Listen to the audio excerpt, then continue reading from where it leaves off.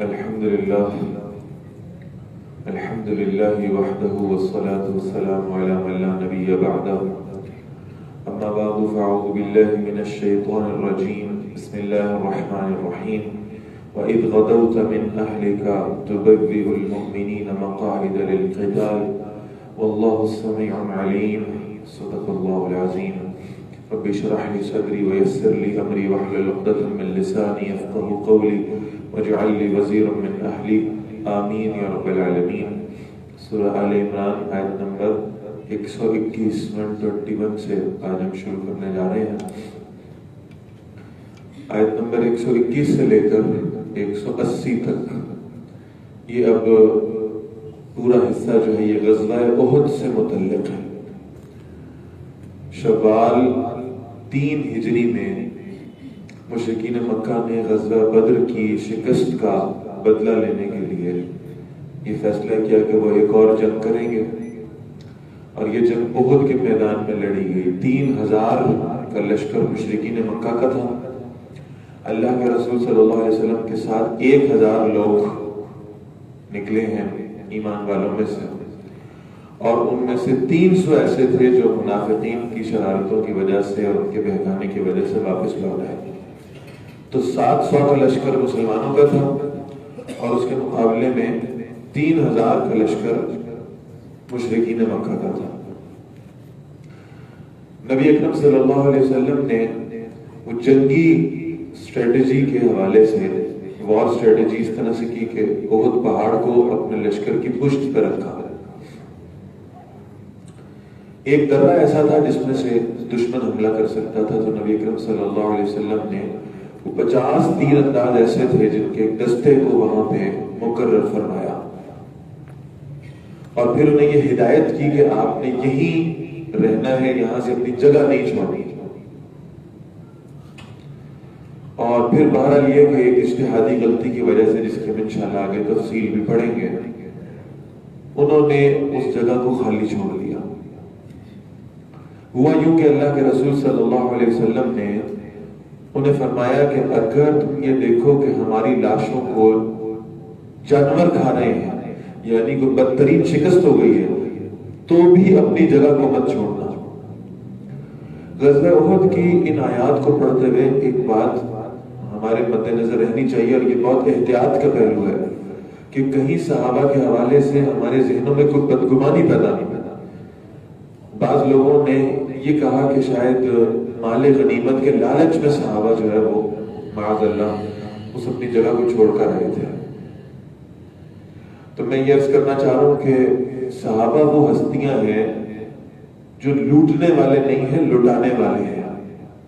انہوں نے تو اپنا سب کچھ اللہ کے راستے میں خود قربان کیا، یہ مال لوٹنے والوں میں کیسے ہو سکتے ہیں؟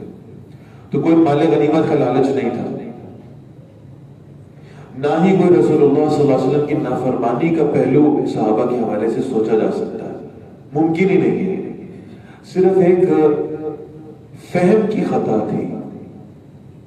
صحابہ نے جن حضرات نے اس درے کو خالی چھوڑا ہے، تو انہوں نے رسول اللہ صلی اللہ علیہ وسلم کے اس حکم کے ظاہری پہلو کو لیا ہے کہ آپ صلی اللہ علیہ وسلم نے فرمایا کہ اگر شکست ہو جائے تو اپنی جگہ نہ چھوڑنا، اس کا مطلب اب تو فتح ہو گئی ہے، اب تو جگہ چھوڑی جا سکتی ہے۔ لیکن آپ صلی اللہ علیہ وسلم نے اصل میں وہ ورسٹ کیس سینیریو بیان کیا تھا کہ اگر شکست بھی ہو گئی تو بھی جگہ مت چھوڑنا۔ اس کا مطلب ہے کہ فتح کے کیس میں تو بالکل اپنی جگہ چھوڑنے کی اجازت نہیں ہے۔ تو بہرحال ایک اجتہادی خطا تھی، اور اس کے نتیجے میں خالد بن ولید رضی اللہ تعالیٰ جو اس وقت تک مسلمان نہیں ہوئے تھے، مشرکین کی طرف سے لڑ رہے تھے، وہ اپنا دستہ لے کر پیچھے سے حملہ آور ہوئے، اور اس کے نتیجے میں 70 صحابہ شہید ہوئے ہیں۔ وہ جو یقینی فتح تھی وہ ایک جزوی قسم کی شکست میں تبدیل ہوئی ہے، صرف اس وجہ سے کہ رسول اللہ صلی اللہ علیہ وسلم کے ایک حکم کے ظاہر کو لیا گیا ہے اور اس کے فہم کو چھوڑ دیا گیا ہے۔ ایک اجتہادی خطا دی ہے۔ اب اس کا ذکر یہاں ہے۔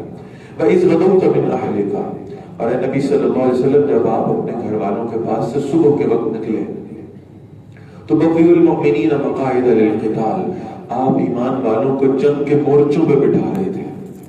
वल्लाहु समीउन अलीम, अल्लाह खूब सुनने वाले और जानने वाले हैं। इज़ हम्मत ताइफ़तान मिनकुम अन तफ़शला, जब तुम में से दो ग्रोहों ने ये इरादा कर लिया कि वो अपनी हिम्मत हार देंगे। ये दो कबीले थे अंसार के, बनु हारसा और बनु सलमा। इन दोनों ने ये इरादा कर लिया कि ये वापस चले जाएंगे, इसलिए कि इनके ख्याल में मुशरिकीन मक्का से फतह पाना मुमकिन नहीं है। तो बहरहाल ये दोनों कबीले ईमान वालों के थे, लेकिन मुनाफिकीन की शरारतों की वजह से, उनके फितने की वजह से इनके दिल में ये ख्याल आया कि हमें वापस चले जाना चाहिए। फरमाया वल्लाहु वलियुहुमा, अल्लाह उन दोनों का मददगार था। व अलल्लाहि फल्यतवक्कलिल मुमिनून, ईमान वालों को चाहिए अल्लाह ही पर तवक्कुल किया करें। वलक़द नसरकुमुल्लाहु बिबद्रिन व अंतुम अज़िल्ला, ऐ मुसलमानों अल्लाह तुम्हारी मदद फरमा चुके हैं बदर के मैदान में भी। यानी ये जो पिछला एक्सपीरियंस था ना, इसको तुम्हें अपने जहनों में रखना चाहिए था। बदर में भी तो तुम तादाद में कम थे, बदर में भी तो तुम्हारे पास असबाब मौजूद नहीं थे, बदर में भी तो तुम्हारे पास हथियार नहीं थे। इसके बावजूद अल्लाह ने तुम्हारी मदद फरमाई, तुम्हें फतह नसीब फरमाई। तो वही अल्लाह उहद के मैदान में भी तुम्हारी मदद फरमाता। फत्तकुल्लाह, अल्लाह की नाफरमानी से बचो, लअल्लकुम तशकुरून, ताकि तुम उसका शुक्र अदा कर सको। इस्तक़ूलु लिल मुमिनीन, ए नबी सल्लल्लाहु अलैहि वसल्लम जब आप फरमा रहे थे ईमान वालों से, अलन यकफियकुम, क्या तुम्हें काफी नहीं होगा, अन युमिद्दकुम रब्बुकुम, कि तुम्हारा रब तुम्हारी मदद फरमाए, बिसलासति आलाफिम मिनल मलाइकति मुनज़लीन, 3000 नाजिल करदा फरिश्तों से। भला क्यों नहीं, इन तस्बिरू व तत्तकू, अगर तुम सब्र करते रहो, डटे रहो अल्लाह के रास्ते में, उस मैदान जंग में भी अल्लाह का तकवा इख्तियार करो। व यातुकुम मिन फौरिहिम हाजा, और कुफार अपने पूरे जोश के साथ तुम पर आन पड़े, युमदिदकुम रब्बुकुम, तुम्हारा रब तुम्हारी मदद फरमाएगा, बिखमसति आलाफिम मिनल मलाइकति मुसव्विमीन, 5000 निशान लगाने वाले फरिश्तों से। वमा जअलहु अल्लाहु इल्ला बुशरा लकुम, अल्लाह ने तो इसे तुम्हारे लिए खुशखबरी बनाया। ये फरिश्तों का नुज़ूल तुम्हारे लिए एक बड़ी खुशखबरी है। वलितत्मइन्न कुलूबुकुम बिही, ताकि तुम्हारे दिल इससे मुतमईन हो जाए। वमन नस्रु इल्ला मिन इंदिल्लाहिल अज़ीज़िल हकीम, तो मदद तो होती नहीं है मगर सिर्फ और सिर्फ अल्लाह की जानिब से, जो जबरदस्त है और कमाल हिकमत वाला है। लियक़्तअ तरफ़म मिनल्लज़ीना कफ़रू, ताकि अल्लाह एक हिस्सा काट दे उन लोगों का जिन्होंने कुफ्र किया, औ यकबितहुम, या उन्हें जलील कर दे, फ़यनक़लिबू ख़ाइबीन, फिर वो नाकाम होकर वहां से वापस लौटें। यानी कुफार के ग्रोह में से एक हिस्सा तो वो हो कि जिसको मौत से दो चार कर दिया जाए और हलाक कर दिया जाए, और दूसरा ग्रोह वो हो कि जिसको ज़लील व रुस्वा करके वहां से भेजा जाए। लैसा लका मिनल अम्रि शैउन, ए नबी सल्लल्लाहु अलैहि वसल्लम इस मामले में आपके पास इख्तियार नहीं है। औ यतूब अलैहिम, चाहे तो अल्लाह ताला उनको माफ फरमा दे, औ युअज़्ज़िबहुम फ़इन्नहुम ज़ालिमून, चाहे अल्लाह उन्हें अजाब दे क्योंकि हैं तो वो जालिम ही। अब असल में इस आयत मुबारका का जो सबब नुज़ूल है ना, वो बड़ा दिलचस्प है। इस ग़ज़वा उहुद में जब मुसलमानों की शहादतें हुई, खुद रसूलुल्लाह सल्लल्लाहु अलैहि वसल्लम पर हमला हुआ। एक काफिर ने नबी अकरम सल्लल्लाहु अलैहि वसल्लम के रुखसार मुबारक पर पत्थर मारा। आप सल्लल्लाहु अलैहि वसल्लम के 2 दंदाने मुबारक शहीद हुए, आप सल्लल्लाहु अलैहि वसल्लम का खून बहा। आपने जो खूद पहना हुआ था लोहे का, उसकी जो कड़ियां हैं वो आपके रुखसार के अंदर घुस गई। शदीद तकलीफ का मामला था, और उस पर फिर वो यानी पूरा चेहरा खून आलूद है, और आप सल्लल्लाहु अलैहि वसल्लम अपने हाथों से उस खून को पूंछ रहे हैं। और उस वक्त नबी अकरम सल्लल्लाहु अलैहि वसल्लम ने फरमाया, कैफ युफ्लिहु कौमुन, वो कौम कैसे फलाह पाएगी, खदबू वजह नबियुहुम बिद्दम, जिसने अपने नबी के चेहरे को खून आलूद कर दिया है। वहुवा यदऊहुम इलल्लाह, हालांकि नबी सल्लल्लाहु अलैहि वसल्लम तो इन्हें अल्लाह की तरफ दावत दे रहे हैं, वो कौम कैसे फलाह पाएगी। तो ये ज़हन में रखने की बात है कि उस मुशरिकीन मक्का के लश्कर में कितने लोग ऐसे थे जो बाद में ईमान लाने वाले थे, جو جلیل القدر صحابی بنے ہیں. میں نے ابھی مثال دی آپ کے سامنے حضرت خالد بن ولید رضی اللہ تعالی عنہ کی، حضرت ابو سفیان رضی اللہ تعالی عنہ. کتنے لوگ ایسے تھے جنہیں اللہ نے بعد میں درجہ صحابیت پہ فائز کرنا تھا. لہذا اللہ کے رسول صلی اللہ علیہ وسلم کا یہ جملہ بڑا سخت تھا کہ وہ قوم کیسے فلاح پائے گی جو اپنے نبی کے چہرے کو خون سے نہلا دے. اس پر پھر اللہ کے رسول صلی اللہ علیہ وسلم کو کہا گیا ہے لیس لک من الامر شیء، یہ ہمارے بندے ہیں، کسی اور کے پاس اس کا اختیار نہیں ہے کہ وہ ان کی فلاح کا یا ان کی تباہی کا فیصلہ کرے. فرمایا اللہ کا اختیار ہے. او یتوب علیہم، اللہ چاہے تو ان کی توبہ بھی قبول فرما لے. او یعذبہم، اللہ چاہے تو انہیں عذاب دے. یہ فیصلہ خالصتاً اللہ کا ہے. فإنہم ظالمون، کیونکہ ہیں تو وہ ظالم ہی. وَلِلَّهِ مَا فِي السَّمَاوَاتِ وَمَا فِي الْأَرْضِ، اور اللہ ہی کا ہے جو کچھ آسمانوں میں ہے اور جو کچھ زمین میں ہے. يَغْفِرُ لِمَن يَشَاءُ، وہ جسے چاہتا ہے اس کی مغفرت فرما دیتا ہے. وَيُعَذِّبُ مَن يَشَاءُ، اور جسے چاہتا ہے عذاب دیتا ہے. وَاللَّهُ غَفُورٌ رَحِيمٌ، اور اللہ بہت بخشنے والا اور ہمیشہ رحم فرمانے والا ہے. یا ایھا الذین آمنوا، اے ایمان والو، لا تاکلوا الربا اضعافا مضاعفا، سود نہ کھایا کرو بڑھتا چڑھتا ہوا سود. واتقوا اللہ، اللہ کی نافرمانی سے بچو. لعلکم تفلحون، تاکہ تم فلاح پاؤ. اچھا یہ بات ذہن میں رکھنے کی ہے کہ اب غزوات شروع ہو گئے، جنگوں کا معاملہ ہے، اور اب مسلمانوں کے پاس مال غنیمت بھی آ رہا ہے، اور بہرحال یہ سینس بھی ڈیولپ ہو سکتی ہے کہ وہ جو مال غنیمت آئے اگلی جنگ سے پہلے اگر اسے کہیں انویسٹ کر دیا جائے، اور خاص طور پر کسی سودی کاروبار میں انویسٹ کر دیا جائے، تو مال کئی گنا ہو کر واپس آئے گا. بہرحال اسے لگانا تو اللہ کے راستے میں ہی ہے. تو ایک مرتبہ پھر اس بات کی وضاحت کی گئی ہے کہ چاہے تم کتنا ہی نیک کام کیوں نہ کرنا چاہو، اس کے لیے بھی سود لینا تمہارے لیے جائز نہیں ہو سکتا. واتقوا النار التي اعدت للكافرين، اس جہنم کی آگ سے بچو جو کفار کے لیے تیار کی گئی ہے. واطیعوا اللہ والرسول، اور اطاعت کرو اللہ کی اور اللہ کے رسول کی صلی اللہ علیہ وسلم. لعلکم ترحمون، تاکہ تم پر رحم کیا جائے. وسارعوا الى مغفرۃ من ربکم، دوڑو اپنے رب کی بخشش کی طرف. وجنۃ عرضها السماوات والارض، اس جنت کی طرف دوڑو جس کی چوڑائی آسمانوں اور زمین کے برابر ہے. تمہاری آپس کے جو تمہارے مقابلے ہیں ایک دوسرے کے ساتھ، وہ جنت کے لیے ہونی چاہیے، وہ اللہ کی مغفرت کے لیے ہونے چاہیے. اعدت للمتقین، وہ جنت تیار کی گئی ہے تقوی والوں کے لیے. الذین ينفقون فی السراء والضراء، کون لوگ ہیں جو متقی ہیں، کون ہیں تقوی والے، کون ہیں جن کے لیے جنتیں تیار کی گئی ہیں. الذین ينفقون فی السراء والضراء، وہ لوگ جو اپنا مال خرچ کرتے ہیں خوشحالی میں بھی تنگ دستی میں بھی. جب اللہ نے ہاتھ کھول دیا ہو، جب اللہ نے خوشحالی عطا فرمائی ہو، جب اللہ نے آسانی دی ہو، تب بھی اللہ کے راستے میں خرچ کرتے ہیں. اور کبھی تنگ دستی کا معاملہ ہو تو بھی اللہ کے راستے میں خرچ کرنے سے ہاتھ روکتے نہیں ہیں.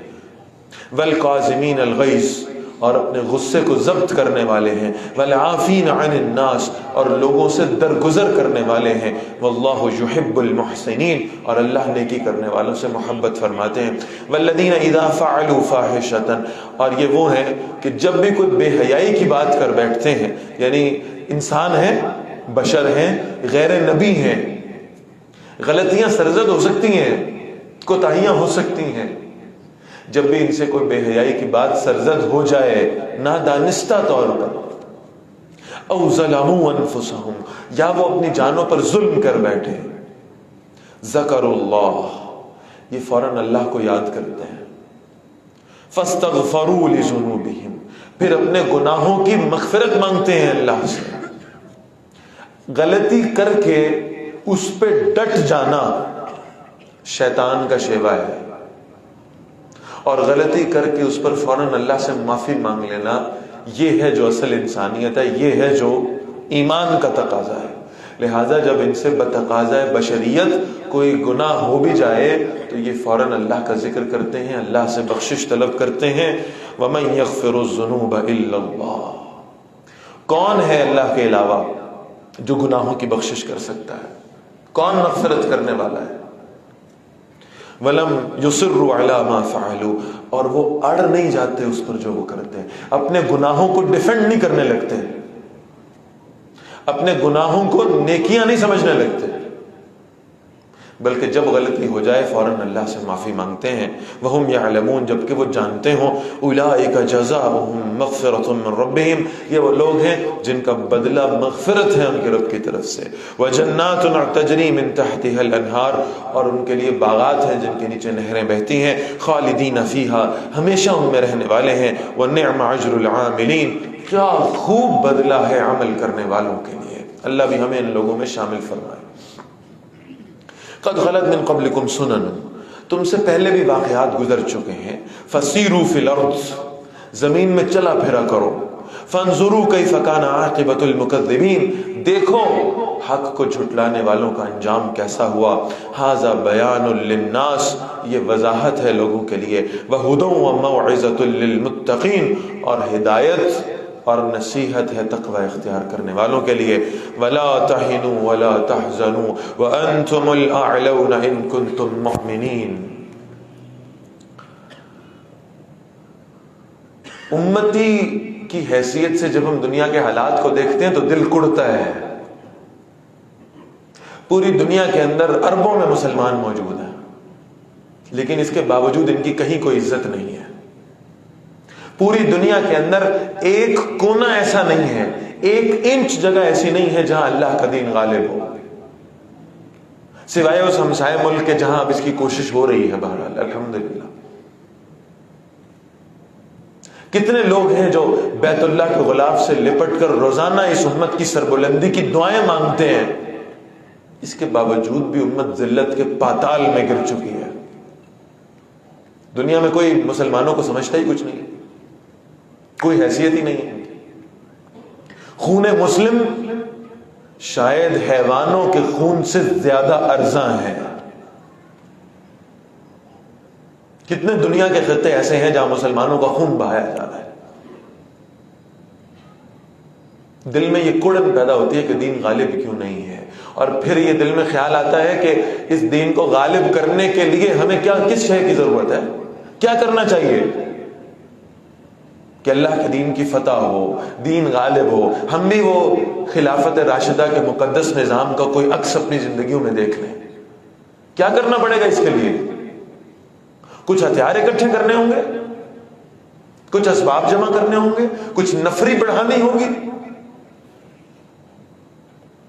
اللہ کے رسول فرماتے ہیں صلی اللہ علیہ وسلم، مسلمانوں تم پر ایک وقت آئے گا کفار تم پر ایسے ٹوٹ پڑیں گے جیسے بھوکے لوگ دسترخوان پہ ٹوٹتے ہیں۔ تو صحابہ نے فوراً پوچھا، یا رسول اللہ صلی اللہ علیہ وسلم، کیا اس وقت ہماری تعداد کم ہوگی؟ آپ صلی اللہ علیہ وسلم نے فرمایا، نہیں، تعداد کم نہیں ہوگی، لیکن نہ تم ایک بیماری میں مبتلا ہو جاؤ گے۔ صحابہ نے عرض کیا، وہ بیماری کیا ہوگی؟ فرمایا، حب الدنیا و کراہیت الموت، تم دنیا سے محبت کرنے لگو گے، موت سے نفرت کرنے لگو گے۔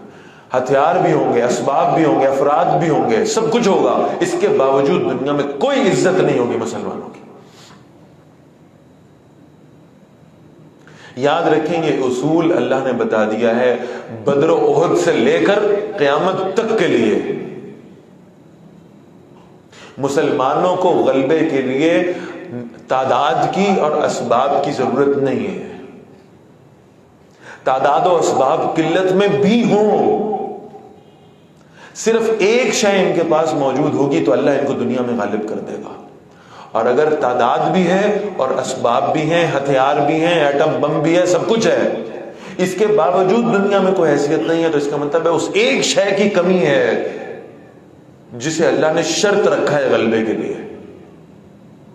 فرمایا، وَلَا تَهِنُوا، اے مسلمانوں ہمت نہ ہارنا، وَلَا تَحْزَنُوا، اور غم بھی نہ کرنا، وَأَنْتُمُ الْأَعْلَوْنَ، تم ہی غالب آؤ گے، تم ہی غلبہ حاصل کرو گے، تم ہی فتح پا جاؤ گے، إِن كُنتُم مُؤْمِنِينَ، صرف شرط واحد یہ ہے کہ تم ایمان والے ہو۔ اس کا مطلب ہے کہ اگر آج مسلمان غالب نہیں ہے دنیا میں اور ان کی کوئی عزت نہیں ہے تو پھر کمی کس شے کی ہے؟ ایمان کی. وہ دولت ایمانی نہیں ہے شاید ہمارے اندر, وہ اللہ پر توکل نہیں ہے شاید. ورنہ تاریخ انسانی نے ابھی حال ہی میں یہ منظر دیکھا ہے کہ وہ بے سر و سامان لوگ کہ جن کے پاس نہ تعداد تھی نہ اسباب تھے, صرف ایمان کی کیفیت سے مالا مال تھے, اللہ نے انہیں پوری دنیا کے اوپر فتح نصیب فرمائی ہے. فرمایا ایمان ہوگا اللہ تمہیں غالب فرما دیں گے, اللہ دنیا کی فتح بھی نصیب فرما دیں گے. یمسسکم کرہن, مسلمانوں اگر تمہیں کوئی چوٹ لگی ہے نا احد میں, اگر تمہارے ساتھی شہید ہوئے بھی ہیں, فقد مس القوم کرہ مثلہ, تو تمہارے مخالفوں کو بھی تو ایسی چوٹ لگ چکی ہے میدان بدر میں, انہیں بھی تو اس ہزیمت کا سامنا کرنا پڑا تھا. وَتِلْكَ الْأَيَّامُ نُدَاوِلُهَا بَيْنَ النَّاسِ, یہ تو دن ہیں جنہیں ہم مختلف لوگوں کے درمیان میں پھراتے ہیں, کبھی کسی کے لیے فتح کا معاملہ ہے اور کبھی کسی دوسرے فریق کے لیے. وَلِيَعْلَمَ اللَّهُ الَّذِينَ آمَنُوا, تاکہ اللہ ظاہر کر دے ان کو جو ایمان لائے. جب فتح نصیب ہو جائے, جب مال غنیمت مل جائے, پھر تو سب جوک در جوک قریب آ جاتے ہیں. جو شکست کے بعد بھی, جو ہزیمت کے بعد بھی, جو کسی ظاہری دنیا کے نقصان کے بعد بھی رسول اللہ صلی اللہ علیہ وسلم کے ساتھ چمٹا رہے, یہ ہے ایمان والا. وَيَتَّخِذَ مِنْكُمْ شُهَدَاءَ, اور بہرحال یہ جسے ہم کہہ رہے ہیں کہ شکست ہوئی ظاہری طور پر, اس میں بھی جو لوگ شہید ہوئے ہیں, فرمایا اللہ چاہتے تھے کہ کچھ لوگوں کو شہادت نصیب فرما دیں. شہادت ہے مطلوب و مقصود مومن, نہ مال غنیمت نہ کشور کشائی. تو وہ تو دونوں جانب سے کامیاب ہے. یہ بازی عشق کی بازی ہے, جو چاہو لگا دو ڈر کیسا. اگر جیت گئے تو کیا کہنا, ہارے بھی تو بازی مات نہیں. اگر فتح نصیب ہو گئی تو اللہ کے دین کا غلبہ اپنی نگاہوں سے دیکھ لیں گے, اور اگر خدا نہ خواستہ فتح نہ ہو سکی تو بھی شہادت ہے, سیدھے جنت میں جائیں گے. ادھر بھی کامیابی ہے اور ادھر بھی کامیابی ہے. غازی ہوئے تو بھی کامیاب ہے, اور شہید ہو گئے تو بدرجہ اتم کامیاب ہے. واللہ لا يحب الظالمین, اللہ ظالموں کو پسند نہیں فرمایا کرتا. وَلِيُمَحِّصَ اللَّهُ الَّذِينَ آمَنُوا, اور اللہ چاہتے ہیں کہ اللہ الگ کر دے ان لوگوں کو جو ایمان لائے. وَيَمْحَقَ الْكَافِرِينَ, اور کافروں کو مٹا دے. أَمْ حَسِبْتُمْ أَن تَدْخُلُوا الْجَنَّةَ, کیا تم نے سمجھ لیا ہے کہ تم جنت میں داخل ہو جاؤ گے. وَلَمَّا يَعْلَمِ اللَّهُ الَّذِينَ جَاهَدُوا مِنْكُمْ, حالانکہ ابھی اللہ نے ان لوگوں کو ظاہر نہیں کیا تم میں سے جنہوں نے جہاد کیا ہے. وَيَعْلَمَ الصَّابِرِينَ, اور اللہ نے ثابت قدم رہنے والوں کو ظاہر نہیں کیا ابھی. وَلَقَدْ كُنْتُمْ تَمَنَّوْنَ الْمَوْتِ, یقیناً تم تو موت کی تمنا کرتے تھے, تم تو شہادت کی دعائیں مانگا کرتے تھے اللہ سے. مِن قَبْلِ أَن تَلْقَوْهُ, اس سے پہلے کہ تم اس کا سامنا کرتے. فَقَدْ رَأَيْتُمُوهُ, بس اب تو تم نے اس شہادت کو اپنی نگاہوں کے سامنے دیکھ لیا ہے. وَأَنْتُمْ تَنْظُرُونَ, اس حالت میں کہ تم اسے اپنے سامنے دیکھتے ہو.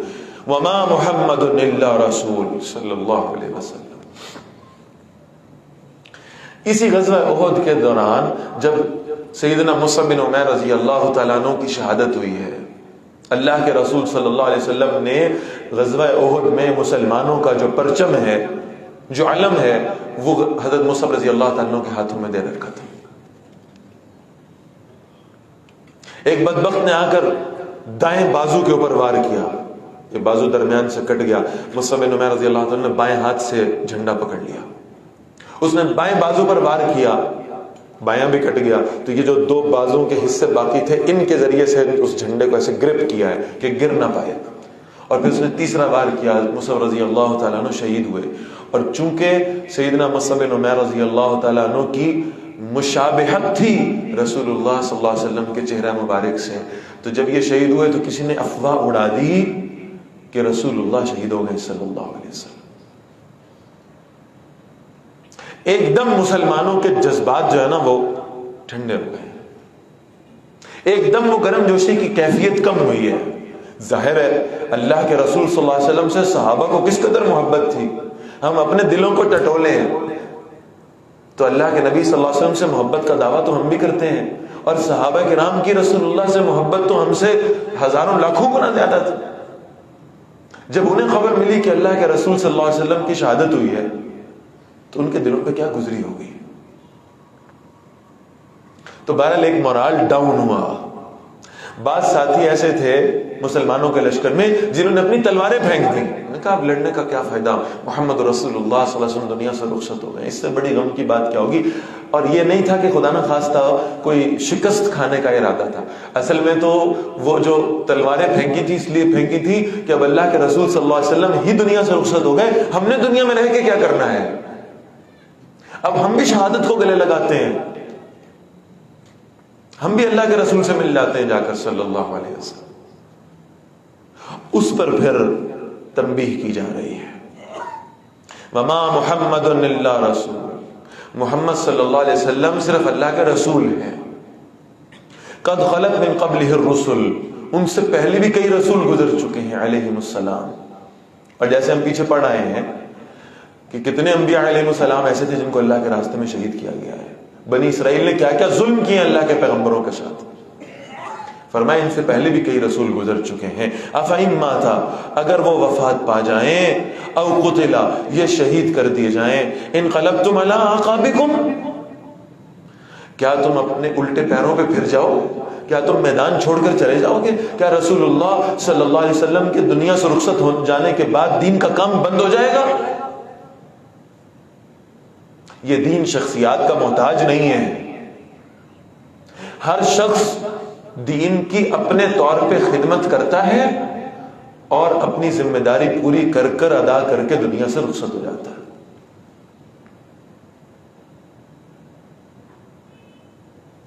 یہ ہے وہ کیفیت جس کو ہمیں سمجھنا ہے کہ ہم سب اپنی اپنی ڈیوٹی ادا کرنے آئے ہیں. یہ دین چلتا رہے گا انشاءاللہ. یہ دین میرا آپ کا محتاج نہیں ہے. ہمارے استاد محترم رحمہ اللہ جس دن دنیا سے رخصت ہوئے, یقین مانیے ایسے محسوس ہوتا تھا دنیا اندھیر ہو گئی ہے, اور لگتا تھا شاید اب کام آگے چل نہیں پائے گا. اللہ نے ثابت کیا کہ ان کے دنیا سے رخصت ہونے کے بعد اللہ نے دین کے کام کو ان کی ہی برکت کی وجہ سے کئی گنا بڑھا دیا الحمدللہ. ہر شخص اپنی ذمہ داری ادا کرنے آیا. لہذا جس کا وقت پورا ہو جائے, جس کا ڈیوٹی ٹائم ختم ہو جائے, وہ اپنی ڈیوٹی ادا کر کے چلا جائے. اور جو باقی موجود ہیں انہیں یہ جاننا چاہیے کہ ان کی ڈیوٹی ابھی باقی ہے, ان کا فرض ابھی باقی ہے. لہذا وہ اپنا کام پوری جوش و خروش کے ساتھ کرتے رہے. فرمایا وَمَن يَنْقَلِبْ عَلَىٰ عَقِبَيْهِ, تو جو کوئی الٹے پاؤں پھر گیا فَلَن يَضُرَّ اللَّهَ شَيْئًا, تو وہ اللہ کا کچھ نہیں بگاڑ سکتا, اللہ کے دین کا نقصان نہیں کر سکتا. وَسَيَجْزِي اللَّهُ الشَّاكِرِينَ, اور جلد اللہ شکر کرنے والوں کو اجر عطا فرمائیں گے. وَمَا كَانَ لِنَفْسٍ أَن تَمُوتَ إِلَّا بِإِذْنِ اللَّهِ, کسی جان کے لیے ممکن نہیں ہے کہ اسے موت آ جائے سوائے یہ کہ اللہ کی اجازت ہو, اللہ کا اذن ہو. جب اللہ نے طے کر رکھا ہے صرف اسی وقت اسے موت سے دوچار ہونا ہے. کتابا مؤجلا, یہ ایک لکھا ہوا وقت ہے, طے کیا ہوا وقت ہے اللہ کی جانب سے. ومن یرد ثواب الدنیا, تو جو کوئی دنیا کا بدلہ چاہتا ہے, نعطیہ منہا, ہم اسے اس میں سے عطا فرما دیتے ہیں, ہم اسے دنیا میں اس کا اجر دے دیتے ہیں, اس کی تعریفیں دنیا میں کر دی جاتی ہیں.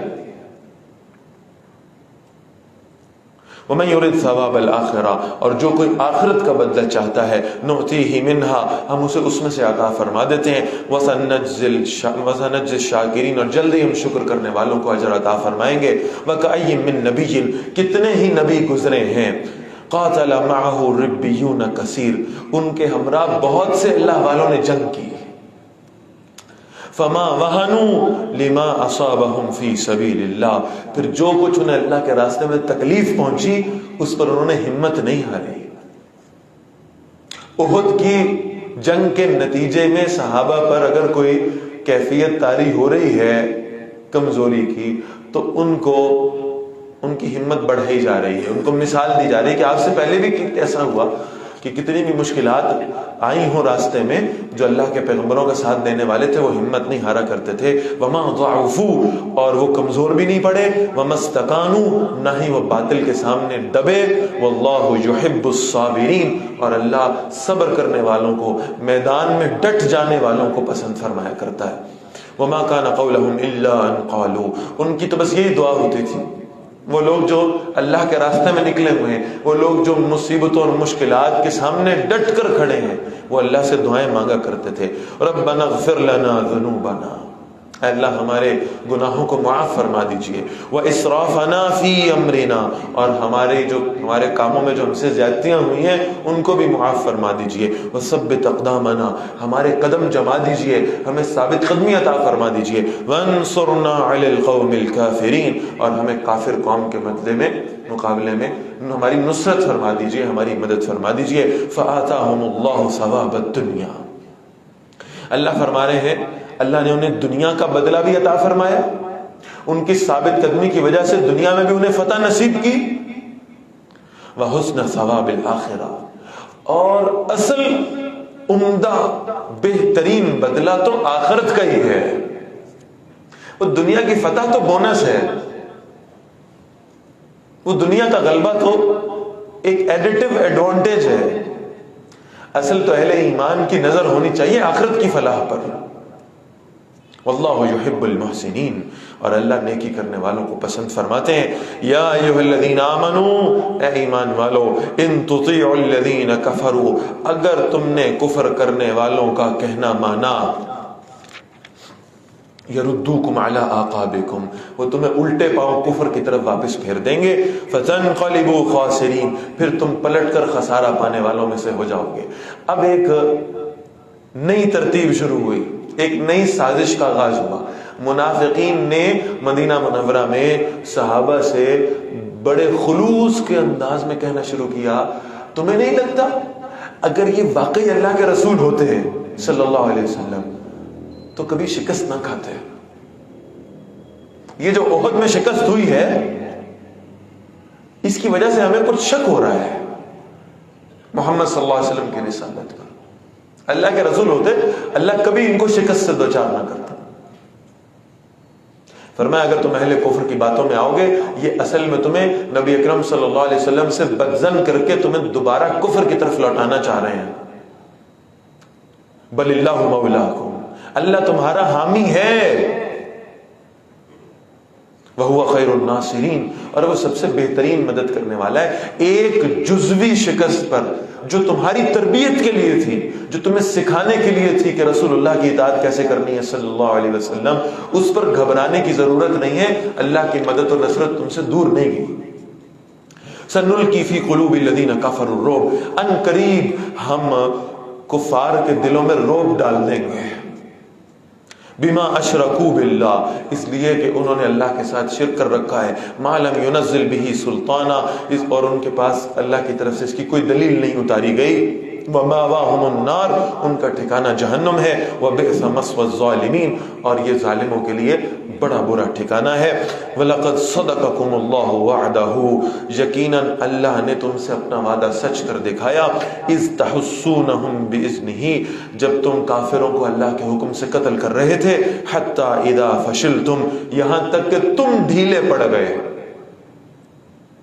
وَتَنَازَعْتُمْ فِي الْأَمْرِ، اور تم نے باہم ایک دوسرے سے فیصلے میں اختلاف کیا۔ وہ امیر کھڑا ہے اور امیر کا حکم یہ ہے کہ بھئی ہمیں یہ درہ نہیں چھوڑنا، اللہ کے رسول صلی اللہ علیہ وسلم فرما کر گئے کسی صورت ہمیں یہ درہ نہیں چھوڑنا۔ اپنے ذاتی فہم پر اعتبار کرنا یا حکم رسول کے ظاہر کو لے لینا، یہ ہے اس اجتہادی خطا کا سبب۔ کہا اللہ کے رسول صلی اللہ علیہ وسلم نے تو فرمایا تھا شکست ہو تو جگہ نہ چھوڑنا، اب تو فتح ہو گئی ہے، اب تو چھوڑ سکتے ہیں۔ اور یقین کیجئے میں اس پر قسم کھا لوں تو یہ حانس نہیں ہوگی، صحابہ کے اندر مال غنیمت کا کوئی لالچ نہیں تھا۔ اصل خوشی اس بات کی تھی کہ اللہ نے ایک اور فتح نصیب فرما دی ہے، اور اب کیفیت یہ تھی کہ اس فتح کو اپنے دوسرے مسلمان بھائیوں کے ساتھ مل کر سیلیبریٹ کرتے ہیں، اللہ کا شکر ادا کرتے ہیں۔ اور بہرحال ایک کیفیت دل میں پیدا ہوتی ہے ان صحابہ کے حوالے سے، میں چاہ رہا ہوں کہ وہ بھی آج آپ کے سامنے عرض کروں۔ دیکھیں وہ لوگ جو اللہ کے لیے گھروں سے نکلے ہوں، جو جنگ کرنے کے ارادے سے آئے ہوں، جن کی تلواروں میں بجلیاں کوند رہی ہوں، جن کے دل تڑپ رہے ہوں کہ وہ کفار پہ ضرب لگائیں گے، انہیں اللہ کے رسول صلی اللہ علیہ وسلم نے کھڑا کر دیا ایک درے پر صرف سیکیورٹی کی ڈیوٹی دے کر. تو آپ کا کیا خیال ہے, ان کا دل نہیں مچلتا ہوگا کہ ہم بھی میدان میں جائیں؟ ان کے اندر یہ جذبہ نہیں آتا ہوگا کہ وہ ہمارے بھائی دیکھو, یہ ہمارے سامنے میدان میں کھڑے ہو کر کفار کی جانیں لے رہے ہیں, ان پر حملہ کر رہے ہیں, شجاعت دے رہے ہیں, اپنی شہادتیں پیش کر رہے ہیں, اور ہم یہاں کھڑے ہیں. ہمیں بھی میدان میں جا کر ان سے مقابلہ کرنا چاہیے. عرض یہ کرنا چاہ رہا ہوں کہ اگر ہم صحابہ کو قرآن کی عینک سے دیکھیں گے, کبھی ہمارے دلوں میں صحابہ کے حوالے سے بدگمانی پیدا ہو ہی نہیں سکتی. اگر اس درے کو چھوڑنا بھی چاہتے تھے تو کتنی مبارک کیفیت تھی کہ ہم بھی آگے جا کر جو ہے وہ دشمن سے 2 ہاتھ کر لیں. یا فتح ہو گئی ہے تو کم از کم اپنے مسلمان بھائیوں کے ساتھ مل کر اس کو سیلیبریٹ کر لیں. کوئی لالچ نہیں تھا, سوچنا بھی جائز نہیں ہے صحابہ کے حوالے سے ایسا کہ خدا نہ خواستہ کسی مال غنیمت کے لالچ میں اپنی جگہ چھوڑ کر گئے تھے, یا رسول اللہ صلی اللہ علیہ وسلم کی نافرمانی میں انہوں نے ایسا کیا تھا. سوال ہی پیدا نہیں ہوتا. کوئی صحابی سوچ ہی نہیں سکتا اللہ کے رسول صلی اللہ علیہ وسلم کی نافرمانی کا. ایک اجتہادی خطا سرزد ہوئی ہے. فرمایا وَعَصَيْتُمْ, اور تم نے بات نہیں مانی. کس کی؟ رسول اللہ کی نہیں صلی اللہ علیہ وسلم, اپنے اس امیر کی جسے اللہ کے رسول نے مقرر فرمایا تھا. من بعد ما اراکم ما تحبون, اس کے بعد کہ اللہ نے تمہیں وہ دکھایا جسے تم پسند کرتے تھے. تم نے فتح اپنی نگاہوں سے دیکھ لی, اس فتح کو سیلیبریٹ کرنے کے لیے تم چاہتے تھے کہ تم اپنے مسلمان بھائیوں کے ساتھ مل جاؤ. منکم من یرید الدنیا, تم میں سے بعض وہ ہیں جو دنیا کی فتح کا ارادہ رکھتے تھے, جن کی نگاہیں دنیا کی فتح پہ تھیں. ومنکم من یرید الآخرہ, اور تم میں سے بعض ایسے تھے جو آخرت کی فتح چاہتے تھے, آخرت کی کامیابی چاہتے تھے.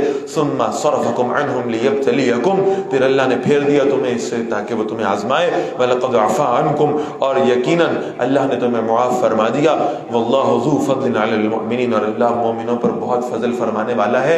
یہ ایک تربیت کا سیشن تھا کہ اپنے امیر کی اطاعت کیسے کرنی ہے, اپنے نظم کی اطاعت کیسے کرنی ہے. اور جب یہ تربیت ہو گئی تو اللہ نے فرمایا اب جن سے وہ اجتہادی خطا ہوئی بھی ہے, جنہوں نے وہ جگہ اپنی چھوڑی بھی ہے, اللہ نے انہیں معاف فرما دیا ہے. اور جب اللہ کسی کو معاف فرما دے تو کسی اور کا اختیار نہیں ہے ان کی خطاؤں کو بیان کرنے کا. اذ تصعدون, جب تم اوپر چڑھتے جاتے تھے. ولا تلوون علی احد, اور تم پیچھے مڑ کر کسی کو دیکھتے بھی نہیں تھے.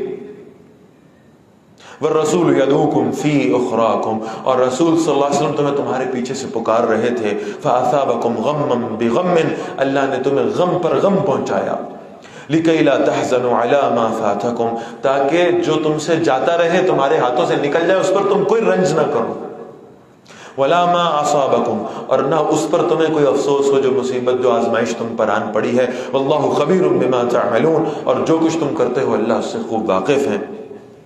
ثم انزل علیکم من بعد الغم امانۃ نعاسا, پھر اللہ نے تم پر غم کے بعد ایک راحت اتاری نیند کی شکل میں. یغشا طائفۃ منکم, جو تم میں سے ایک جماعت پر چھا رہی تھی. وطائفۃ قد احمتهم انفسهم, اور ایک جماعت تھی جنہیں ان کی جانوں کی فکر نے بے چین کر دیا تھا. یظنون باللہ غیر الحق, وہ اللہ کے بارے میں ناحق گمان کر رہے تھے. ظن الجاہلیہ, جاہلیت والے گمان کرتے تھے. یقولون هل لنا من الامر من شیء, کہتے تھے ہمارے پاس بھی کوئی اختیار ہے, ہماری بات کی بھی کوئی ویلیو ہے. یہ تھا منافقین کا معاملہ. اللہ کے رسول صلی اللہ علیہ وسلم, اگر آپ احد میں جانے سے پہلے ہمارا مشورہ مان لیتے, ہم نے روکا تھا نا آپ کو, ہم نے کہا تھا نا نہ جائیں جنگ کے لیے, ہم نے کہا تھا قریش کے مد مقابل نہ آئیں, ہم نے کہا تھا وہ طاقتور ہیں, ہم نے کہا تھا آپ ان کا مقابلہ نہیں کر سکیں گے. اگر آپ ہماری بات مان لیتے تو آج اتنی شہادتیں نہ ہوتی, آج اتنا نقصان نہ اٹھانا پڑتا. کتنا شدید جملہ یہ ہے, خاص طور پر جب مد مقابل رسول اللہ صلی اللہ علیہ وسلم. هل لنا من الامر من شیء, اور ہمارا بھی کوئی اختیار ہے کہ آپ ساری اپنی مرضیاں کریں گے، آپ اپنی باتیں ہی منوائیں گے؟ اگر آپ نے اپنی باتیں ہی منوانی ہوتی ہیں تو ہم سے مشورہ کیوں لیتے ہیں؟ ہم نے تو مشورہ دے رکھا تھا کہ نہ جائیے، اب دیکھ لیا، اب بھگت لیا، اب ساتھی شہید کروا لیے۔ حضور کو کہہ رہے ہیں صلی اللہ علیہ وسلم، جواب اللہ نے دیا ہے۔ قل، اے نبی صلی اللہ علیہ وسلم ان سے کہیے، ان الامر کلہ للہ، یہ فیصلے کا سارا اختیار تو صرف اللہ کے پاس ہے۔ میدان میں جانا، شہادتوں کا ہونا، یہ سب اللہ کے اختیار میں شامل ہے، یہ اللہ کا فیصلہ ایسے ہی تھا۔ یخفون فی انفسہم ما لا یبدون لک، وہ اپنے اندر جو کچھ چھپا رہے ہیں اسے آپ پر ظاہر نہیں کرتے، نفاق بھرا ہوا ہے ان کے اندر۔ یقولون، کہتے ہیں، لو کان لنا من الامر شیء، اگر ہمارے اختیار میں کچھ ہوتا نا، ما قتلنا ہاہنا، ہم یہاں قتل نہ کیے جاتے، ہمارے بھائی، ہمارے دوست، ہمارے قبیلے کے لوگ، ہمارے رشتہ دار احد کے میدان میں تہہ تیغ نہ کیے جاتے۔ قل لو کنتم فی بیوتکم، اے نبی صلی اللہ علیہ وسلم ان سے کہیے، اگر تم اپنے گھروں کے اندر بیٹھے ہوتے نا، چھپ کے، سیکیور ہو کے، لبرز الذین کتب علیہم القتل، جن کی موت کا وقت آ چکا تھا، جن کے بارے میں اللہ نے فیصلہ کر دیا تھا، وہ کسی اور بہانے سے گھروں سے نکل آتے، الی مضاجعہم، اپنی قتل گاہوں کی جانب، جہاں اللہ نے ان کی موت لکھ رکھی ہے، وہاں یہ پہنچ جاتے ہیں کہ کسی نہ کسی طریقے سے۔ وَلِيَبْتَلِيَ اللَّهُ مَا فِي صُدُورِكُمْ، تاکہ اللہ جانچ لے اسے جو تمہارے سینوں میں ہے، وَلِيُمَحِّصَ مَا فِي قُلُوبِكُمْ، اور اسے صاف کر دے جو تمہارے دلوں میں ہے، وَاللَّهُ عَلِيمٌ بِذَاتِ الصُّدُورِ، اور اللہ خوب جانتا ہے سینوں کے راز کو۔ إِنَّ الَّذِينَ تَوَلَّوْا مِنْكُمْ يَوْمَ الْتَقَى الْجَمْعَانِ، بے شک وہ لوگ جو اس دن پیٹھ پھیر گئے تھے جب یہ دو جماعتیں آپس میں ٹکرائی تھیں، إِنَّمَا اسْتَزَلَّهُمُ الشَّيْطَانُ بِبَعْضِ مَا كَسَبُوا، بے شک شیطان نے ان کے بعض کمائے ہوئے اعمال کی وجہ سے انہیں ہلا دیا تھا، وَلَقَدْ عَفَا اللَّهُ عَنْهُمْ، یقیناً اللہ نے انہیں معاف کر دیا، إِنَّ اللَّهَ غَفُورٌ حَلِيمٌ، بے شک اللہ بہت بخشنے والا اور بڑے تحمل والا ہے۔ یا ایھا الذین آمنوا، اے ایمان والو، لا تکونوا کالذین کفروا، کفر کرنے والوں کی طرح نہ ہو جاؤ، وقالوا لإخوانہم، جنہوں نے اپنے بھائیوں کے بارے میں کہا، اذا ضربوا فی الارض، جب وہ زمین میں سفر پر نکلے، جہاد کے لیے اپنے گھروں سے باہر آئے، او کانوا غزا، یا وہ جنگ کرنے والے تھے، لو کانوا عندنا، اگر وہ ہمارے پاس ہوتے، ما ماتوا وما قتلوا، نہ مرتے نہ مارے جاتے ہیں۔ اگر ہماری بات مان لیتے، اپنے گھروں میں بیٹھے رہتے، جہاد کے لیے نہ جاتے، تو آج ہمارے درمیان موجود ہوتے، آج ہنس کھیل رہے ہوتے، آج اپنے بیوی بچوں میں ہوتے۔ فرمایا لیجعل اللہ ذلک حسرۃ فی قلوبہم، تاکہ اللہ ان کے دلوں میں اسے حسرت بنا دے۔ یہ شہادت ان جیسے لوگوں کا مقدر نہیں ہے۔ واللہ یحیی و یمیت، زندگی اور موت کا فیصلہ کرنے والا تو اللہ ہے۔ واللہ بما تعملون بصیر، جو کچھ تم کر رہے ہو اللہ اسے خوب دیکھنے والا ہے۔ وَلَئِن قُتِلْتُمْ فِي سَبِيلِ اللَّهِ أَوْ مُتْتُمْ، اگر تم اللہ کے راستے میں قتل کر دیے جاؤ یا فوت ہو جاؤ، تمہیں موت آ جائے، طبعی موت آ جائے، لَمَغْفِرَةٌ مِّنَ اللَّهِ وَرَحْمَةٌ، یقیناً اللہ کی بخشش اور رحمت ہے، خَيْرٌ مِّمَّا يَجْمَعُونَ، اس سارے مال سے جو تم جمع کر رہے ہو۔ شہادت کی موت ہو یا طبعی موت بھی آئے، بس آئے اللہ کے راستے میں، تو دنیا کا مال جمع کرنے سے بہتر ہے کہ اللہ مغفرت عطا فرما دے، اللہ ایمان والی موت نصیب فرما دے۔ یہ فیصلہ اللہ کا ہے۔ خالد بن ولید رضی اللہ تعالیٰ عنہ موت کے وقت آنکھوں سے آنسو رواں ہیں۔ کسی نے پوچھا خالد کیا ہوا، موت کے خوف میں مبتلا ہو گئے؟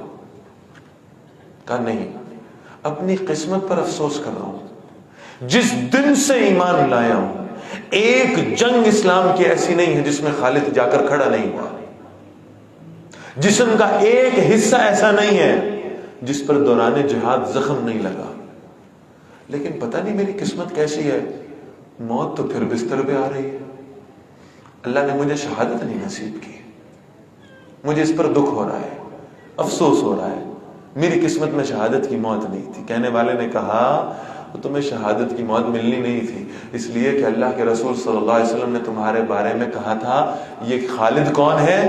سیف من سیوف اللہ، یہ اللہ کی تلواروں میں سے ایک تلوار ہے۔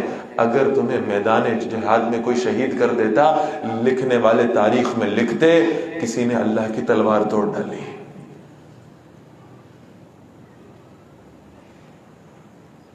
موت آئے تو بس ایمان کی حالت میں آئے، اس کی کیفیت کیا ہو وہ تو اللہ کو معلوم ہے، لیکن بس مغفرت ہو جائے، بس اللہ معاف فرما دے۔ فرمایا وَلَئِن مُتُّمْ أَوْ قُتِلْتُمْ، اگر تم فوت ہو گئے یا قتل کر دیے گئے، لَإِلَى اللَّهِ تُحْشَرُونَ، دونوں صورتوں میں تم اللہ ہی کی طرف جمع کیے جاؤ گے۔ فَبِمَا رَحْمَةً مِّنَ اللَّهِ لِنْتَ لَهُمْ، صحابہ پہ قربان ہونے کا جی چاہتا ہے۔ اجتہادی خطا ہوئی ہے صحابہ سے، اللہ کے رسول صلی اللہ علیہ وسلم کے 70 ساتھی ان لوگوں کی اجتہادی خطا کی وجہ سے شہید ہو گئے ہیں۔ اللہ کے رسول صلی اللہ علیہ وسلم غم کی کیفیت میں ہیں۔ گمان ہو سکتا تھا کہ ان درہ چھوڑنے والوں سے آپ صلی اللہ علیہ وسلم کچھ ناراضگی کا اظہار فرماتے، دل میں خیال آ جاتا یہ وہ لوگ ہیں جن کی وجہ سے میرے 70 ساتھی شہید ہوئے ہیں۔ کہیں دل میں یہ خیال آ جاتا کہ انہوں نے میری بات نہیں مانی، کہیں دل میں خیال آ جاتا کہ یہ شاید اتنے تابع دار اور فرما بردار نہیں ہے۔ لہذا جن سے یہ خطا سرزد ہوئی، یا دوسرے الفاظ میں اللہ نے کرائی، کہیں رسول اللہ صلی اللہ علیہ وسلم ان سے ناراض نہ ہو جائیں، تو اللہ ان صحابہ کے دفاع میں رسول اللہ صلی اللہ علیہ وسلم کو سمجھانے آیا ہے۔ فَبِمَا رَحْمَةً مِّنَ اللَّهِ لِنْتَ لَهُمْ، اے نبی صلی اللہ علیہ وسلم اللہ کی رحمت کی وجہ سے آپ بڑے نرم مزاج واقع ہوئے ہیں، آپ بڑے نرم مزاج واقع ہوئے۔ وَلَوْ كُنْتَ فَظًّا غَلِيظَ الْقَلْبِ بِالْفَرْجِ، آپ سخت دل ہوتے، سنگ دل ہوتے، سخت مزاج ہوتے، لَانْفَضُّوا مِنْ حَوْلِكَ، تو یہ جو آپ کے ارد گرد آپ کے جان نثار ہے نا، آپ کے مزاج کی سختی کی وجہ سے یہ آپ سے دور چلے جاتے، یہ منتشر ہو جاتے۔ لہذا کیا کریں، کتنی محبت ہے رب العالمین کو صحابہ سے۔ فَاعْفُ عَنْهُمْ، اللہ کہہ رہے ہیں رسول اللہ سے صلی اللہ علیہ وسلم، میرے کہنے پہ نا انہیں معاف کر دیں۔ فَاعْفُ عَنْهُمْ وَاسْتَغْفِرْ لَهُمْ، کجا یہ کہ آپ کا ان سے موڈ خراب ہو، کجا یہ کہ آپ کے ماتھے پہ کچھ شکنے آئیں، کجا یہ کہ آپ کے دل میں ناراضگی کو کوئی جذبہ آئے، نہیں، آپ نے انہیں معاف بھی کرنا ہے۔ وَاسْتَغْفِرْ لَهُمْ، اور آپ کی ذمہ داری ہے کہ ان کے لیے راتوں کو اٹھ کے اللہ سے استغفار بھی کریں۔ وَشَاوِرْهُمْ فِي الْأَمْرِ، اور کہیں ایسا نہ ہو کہ آپ یہ گمان کریں کہ شاید ان کا فہم ابھی کمزور ہے اور آپ انہیں اپنے مشوروں میں شامل نہ کریں، ایسا نہ کریے گا۔ وَشَاوِرْهُمْ فِي الْأَمْرِ، اگلی مرتبہ جب بھی آپ کوئی مشورہ کرنے لگیں ان صحابہ کو بھی اپنے مشورے میں شامل کیا کریں۔ فَإِذَا عَزَمْتَ، اور جب آپ مشورہ کرنے کے بعد پختہ فیصلہ فرما لیں، فَتَوَكَّلْ عَلَى اللَّهِ، تو پھر اللہ پر بھروسہ کیجئے، اللہ پر توکل کیجئے۔ إِنَّ اللَّهَ يُحِبُّ الْمُتَوَكِّلِينَ، بے شک اللہ توکل کرنے والوں سے محبت فرماتے ہیں۔ جو لوگ اپنا سب کچھ اللہ کے سپرد کر دیتے ہیں نا، اللہ ایسے لوگوں سے محبت کرنے لگتے ہیں۔ إِن يَنصُرْكُمُ اللَّهُ، اگر اللہ تمہاری مدد فرمائے، فلا غالب لکم، کوئی تم پر غالب آنے والا نہیں ہے۔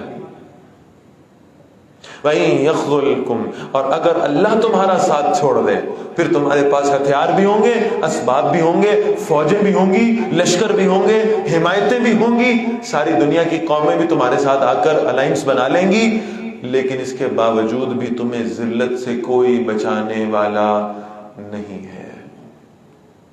فمن ذا الذی ینصرکم من بعدی، کون ہے جو اللہ کے بعد تمہاری مدد کرے گا؟ وعلی اللہ فلیتوکل المؤمنون، ایمان والوں کو چاہیے اللہ ہی پر توکل کیا کریں، اللہ ہی پر بھروسہ کیا کریں۔ وما کان لنبی ان یغل، کسی نبی کے لیے ممکن ہی نہیں ہے کہ وہ خیانت کرے۔ اب ان منافقین نے ایک پینترا اور بدلا، کہا اللہ کے رسول صلی اللہ علیہ وسلم معاذ اللہ کو اپنا اقتدار چاہتے ہیں، اپنے ذاتی اقتدار کے لیے معاذ اللہ مسلمانوں کی جانیں قربان کروا رہے ہیں۔ تو اللہ نے پھر اپنے نبی کا دفاع کیا ہے، ممکن نہیں ہے کسی نبی کے لیے کہ وہ خیانت کرے۔ وَمَن يَغْلُلْ، اور جس نے خیانت کی، یَأْتِي بِمَا غَلَّ يَوْمَ الْقِيَامَةِ، وہ اس خیانت کو لے آئے گا روز قیامت۔ ثُمَّ تُوَفَّى كُلُّ نَفْسٍ مَا كَسَبَتْ، پھر ہر جان کو اس کے کیے کا پورا پورا بدلہ دیا جائے گا، جو اس نے کمایا ہے۔ وَهُمْ لَا يُظْلَمُونَ، اور ان پر ظلم نہیں کیا جائے گا۔ أَفَمَنِ اتَّبَعَ رِضْوَانَ اللَّهِ، تو جس نے اللہ کی رضا کی پیروی کی، کمن باء بسخط من اللہ، اس جیسا ہو سکتا ہے جو اللہ کا غضب لے کر لوٹا۔ وماواہ جہنم، اور اس کا ٹھکانہ جہنم ہے۔ وبئس المصیر، اور وہ لوٹنے کی بہت بری جگہ ہے۔ ہم درجات عند اللہ، ان سب کے درجے ہیں اللہ کے ہاں۔ واللہ بصیر بما یعملون، اور جو کچھ وہ کر رہے ہیں اللہ اس کو خوب دیکھنے والے ہیں۔ لقد من اللہ علی المؤمنین، یقیناً اللہ نے احسان فرمایا ہے ایمان والوں پر۔ 2 مرتبہ یہ آیت ہم پہلے پڑھ چکے ہیں، تیسری مرتبہ بھی یہاں آ رہی ہے، اور اب انشاءاللہ اس کے بعد آئے گی آخری حصے میں قرآن مجید کے۔ اللہ نے ایمان والوں پر احسان فرمایا ہے۔ اذ بعث فیہم رسولا من انفسہم، کہ اللہ نے انہی میں سے ایک رسول ان کے پاس بھیج دیے صلی اللہ علیہ وسلم۔ اللہ کے احسانوں میں، اللہ کی نعمتوں میں بہت بڑی نعمت کہ اللہ نے ہمیں رسول اللہ صلی اللہ علیہ وسلم کے ساتھ نسبت عطا فرما دی، اور آپ صلی اللہ علیہ وسلم نے وہ صالحین کی جماعت کیسے تیار فرمائی، وہ اللہ والے لوگ کیسے تیار کیے، طریقہ کیا تھا رسول اللہ کا صلی اللہ علیہ وسلم۔ یتلو علیہم آیاتہ، وہ ان پر اللہ کی آیات کو تلاوت کرتے ہیں۔ وَيُزَكِّهِمْ، پھر ان کا تزکیہ کرتے ہیں۔ وَيُعَلِّمُهُمُ الْكِتَابَ وَالْحِكْمَةَ، اور انہیں احکامات سکھاتے ہیں اور حکمتیں سکھاتے ہیں کتاب اللہ کی۔ وَإِن كَانُوا مِن قَبْلُ لَفِي ضَلَالٍ مُبِينٍ، اور بے شک اس سے پہلے یہ لوگ کھلی گمراہی میں مبتلا تھے۔ أَوَلَمَّا أَصَابَتْكُم مُّصِيبَةٌ، اور اے مسلمانوں جب تمہیں کوئی مصیبت پہنچی ہے، قَدْ أَصَبْتُم مِّثْلَيْهَا، تم اسی جیسی ایک مصیبت اپنے دشمنوں کو اس سے پہلے پہنچا تو چکے ہو۔ بدر کے میدان میں تم نے کیا سلوک کیا تھا کفار کے ساتھ؟ قُلْتُمْ أَنَّ هَٰذَا، تم نے کہا یہ کیسے ہوا، یہ شکست کیوں ہوئی احد میں؟ قُلْ، اے نبی صلی اللہ علیہ وسلم ان سے کہیے، هُوَ مِنْ عِنْدِ أَنفُسِكُمْ، یہ تمہاری اپنی وجہ سے ہے۔ ان اللہ علی کل شیء قدیر، بے شک اللہ ہر چیز پر پوری قدرت رکھنے والے ہیں۔ وما اصابکم یوم التقى الجمعان، اور جو کچھ تمہیں اس دن پہنچا ہے، جو کیفیات تمہاری ہوئی ہیں اس دن جب دونوں جماعتیں آپس میں ٹکرائی ہیں، فباذن اللہ، تو وہ اللہ کے حکم سے تھا۔ ولیعلم المؤمنین، تاکہ اللہ ایمان والوں کو ظاہر کر دے کہ اس شکست کے بعد بھی کون لوگ ہیں جو اللہ کے دین کے ساتھ چمٹے رہتے ہیں۔ وَلِيَعْلَمَ الَّذِينَ نَافَقُوا، اور اللہ ظاہر کر دے ان لوگوں کو جو منافق ہیں۔ وَقِيلَ لَهُمْ، اور ان منافقوں سے کہا گیا تھا، تَعَالَوْا، آ جاؤ، قَاتِلُوا فِي سَبِيلِ اللَّهِ، اللہ کے راستے میں جنگ کرو، اَوِ ادْفَعُوا، یا دفاع کرو۔ قَالُوا لَوْ نَعْلَمُ قِتَالًا لَاتَّبَعْنَاكُمْ، انہوں نے کہا اگر ہم جانتے کہ جنگ ہوگی تو ہم ضرور تمہاری پیروی کرتے۔ ہم للکفر یومئذ اقرب منہم للایمان، اس دن وہ ایمان کی نسبت کفر کے زیادہ قریب تھے۔ یہ 2 چیزیں جسے قرآن مجید بار بار واضح کرتا ہے، جن لوگوں کے اندر نفاق چھپا ہوگا وہ ان 2 مرحلوں پر سامنے آ جائے گا۔ ایک تب جب انہیں کہا جائے اللہ کے راستے میں خرچ کرو، تو ان کے دلوں کا بخل ان پر حاوی ہوگا، یہ اللہ کے راستے میں خرچ کرنے سے پہلے سوچیں گے، اپنے ہاتھوں کو روکیں گے، ان کا نفاق ظاہر ہو جائے گا۔ اور ایک تب جب انہیں کہا جائے گا اللہ کے راستے میں نکلو، جہاد کرو، تب بھی ان کے دلوں میں وہ جو جان جانے کا خوف ہے وہ ان کے نفاق کو ظاہر کر دے گا۔ فرمایا یقولون بافواہہم ما لیس فی قلوبہم، اپنے منہ سے کوئی اور باتیں کرتے، دلوں میں باتیں کچھ اور ہیں. واللہ اعلم بما یکتمون، اور جو کچھ وہ چھپاتے ہیں اللہ اسے زیادہ جاننے والے ہیں. الذین قالوا لاخوانہم وقعدوا، انہوں نے اپنے بھائیوں کے بارے میں کہا اور خود بیٹھے رہے. لو اطاعونا ما قتلوا، کہتے ہیں ہم بھی تو گھروں میں بیٹھے ہوئے تھے نا، ہم بھی تو آج زندہ ہیں نا، اگر یہ ہمارے بھائی بھی ہماری بات مانتے اور جہاد میں نہ جاتے تو یہ بھی آج زندہ ہوتے. قل فاضرعوا عن انفسکم الموت، اے نبی صلی اللہ علیہ وسلم ان سے کہیے اپنے آپ کو موت سے ہٹا کے دکھاؤ، موت تو تمہیں بھی آنی ہے، جب اللہ نے مقرر کر رکھی ہے تب آنی ہے، ان کنتم صادقین، اگر تم سچے ہو. ہاں یہ جنہیں گمان ہو رہا ہے کہ جہاد پر نہ جانے والے اپنے گھر میں سیف اینڈ ساؤنڈ ہیں اور جہاد پر جانے والے خون میں لت پت ہو کر میتوں کی شکل میں واپس آئے ہیں، تو شاید ان کا فیصلہ اچھا تھا جو گھروں میں بیٹھے رہے، اور ان لوگوں کی جانیں چلی گئیں جو اللہ کے راستے میں نکلے ہیں. تو اللہ نے واضح کیا ہے وَلَا تَحْسَبَنَّ الَّذِينَ قُتِلُوا فِي سَبِيلِ اللَّهِ أَمْوَاتًا، گمان بھی مت کرنا کہ وہ لوگ جنہوں نے اللہ کے راستے میں میدان جنگ میں شہادت دیتی ہیں یہ مر گئے ہیں، گمان بھی نہ کرنا. سورہ بقرہ میں ہم نے الفاظ پڑھے تھے وَلَا تَقُولُوا لِمَن يُقْتَلُ فِي سَبِيلِ اللَّهِ أَمْوَاتًا، کہنا بھی نہیں ہے، قول بھی نہیں، زبان سے یہ الفاظ بھی نہ ادا ہونے پائے کہ یہ لوگ مردہ ہیں. یہاں اس سے زیادہ شدید بات ہے، گمان بھی نہ کرنا، سوچنا بھی مت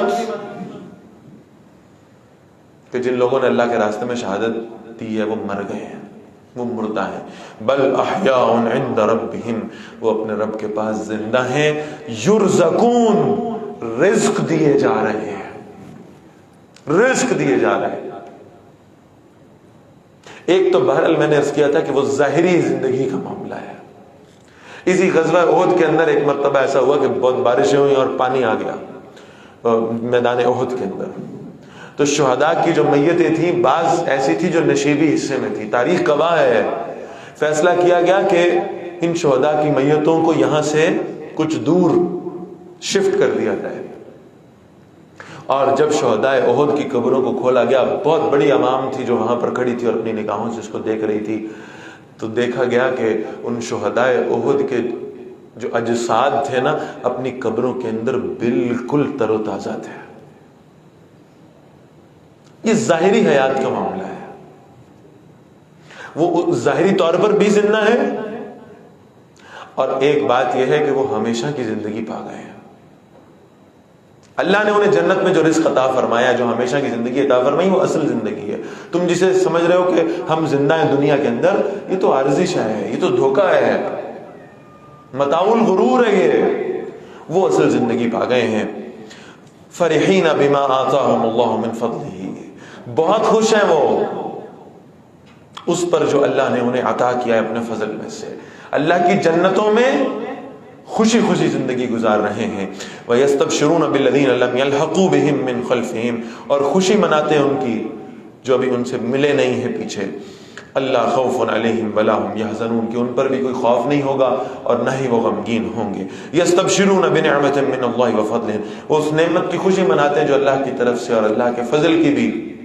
وَأَنَّ اللَّهَ لَا يُضِيعُ أَجْرَ الْمُؤْمِنِينَ، بے شک اللہ ایمان والوں کا اجر ضائع نہیں کیا کرتا.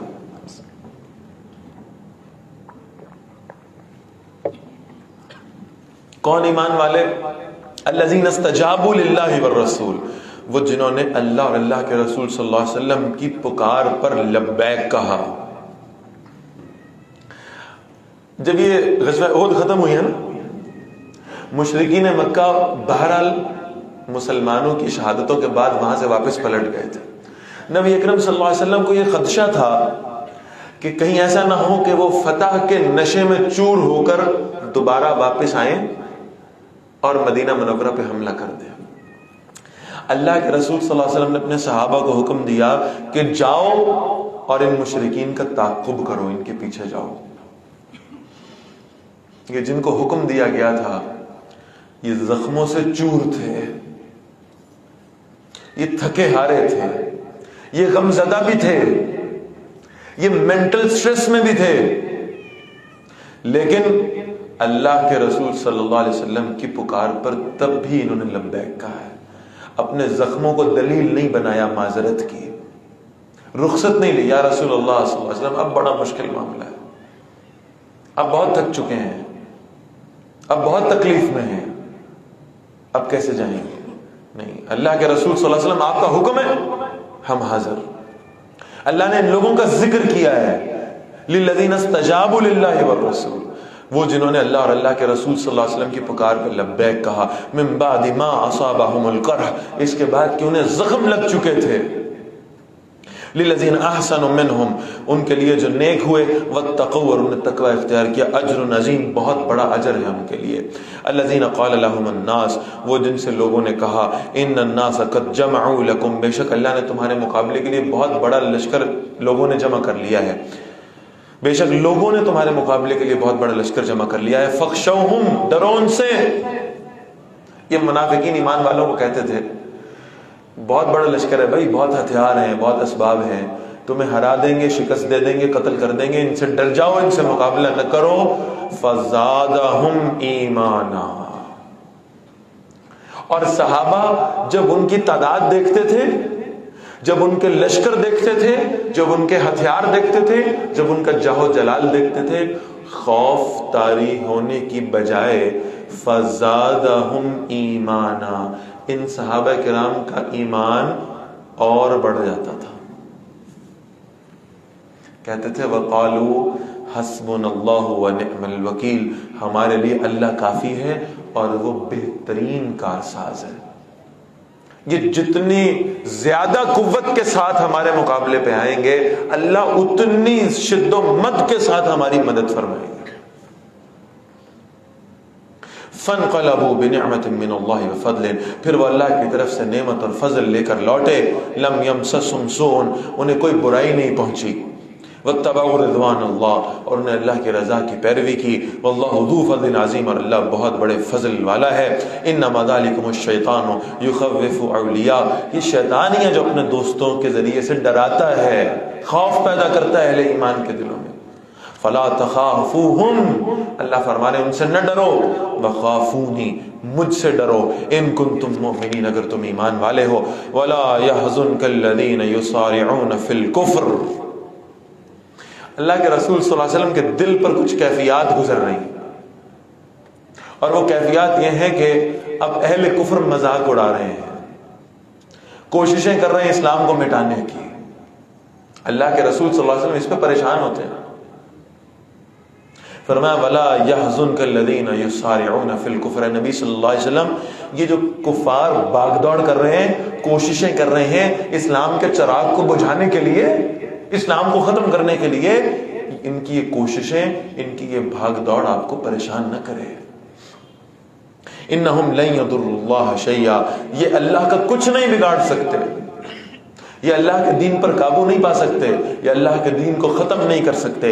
یرید اللہ، اللہ چاہتے ہیں، اللہ یجعل لهم حظا فی الآخرہ، یہ دنیا میں جو ان کو سب کچھ مل رہا ہے نا، یہ جو ٹیکنالوجی ان کو مل رہی ہے، یہ جو اسباب ان کو مل رہے ہیں، یہ جو دولت ان کو مل رہی ہے، اللہ چاہ رہے ہیں ان کو جو کچھ ملنا ہے دنیا میں مل جائے، آخرت میں ان کا کوئی حصہ باقی نہ رہے۔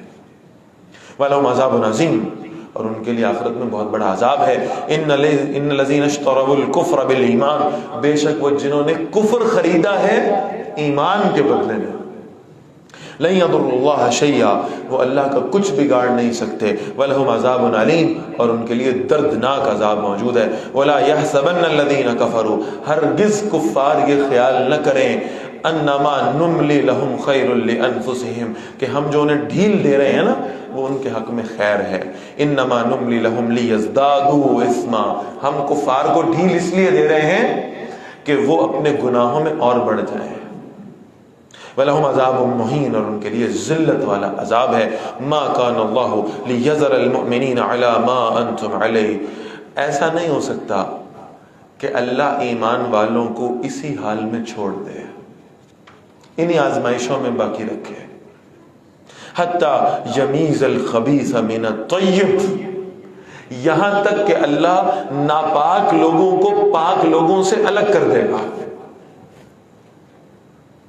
یہ ہے جو اس وقت کی صورتحال ہے. وہ جو گرے ایریاز ہیں نا، وہ لوگ جو درمیان میں چلنا چاہتے ہیں، وہ لوگ جو نفاق کے راستے پہ رہنا چاہتے ہیں، وہ جو چاہتے ہیں کہ دنیا بھی چلائیں اور آخرت بھی کہیں نہ کہیں کما لیں، وہ جو چاہتے ہیں کہ بس دنیا کے فائدے بھی حاصل کرتے رہیں اور آخرت کے لیے بھی کچھ نہ کچھ کر لیں، وہ جو چاہتے ہیں کہ جہاں فائدہ ہو اسلام کی طرف آ جائیں اور جہاں نقصان ہو کفر کی طرف چلے جائیں. اللہ چھلنی لگا رہا ہے. اللہ اس طیب کو خبیث سے الگ کرنا چاہتا ہے. لہذا یہ گرے ایریاز بہت جلد ختم ہو جائیں گے. اللہ کفر کو اور حق کو واضح کر دے گا. پھر صرف 2 گروہ باقی بچیں گے. آج یہ لشکر بندی ہو رہی ہے. کون ہے جو حزب اللہ کا ساتھ دینے والا ہے اور کون ہے جو حزب الطاغوت میں شامل ہونے والا ہے؟ اس ملحمت العظمی کے لیے، اس آخری مارکے کے لیے جو برپا ہوگا حق اور باطل کا، اور جس میں فیصلہ ہوگا کہ اللہ کا دین غالب آنے والا ہے. اس مارکے میں تم کس جانب کھڑے ہوگے، یہ آج تم نے فیصلہ کرنا ہے.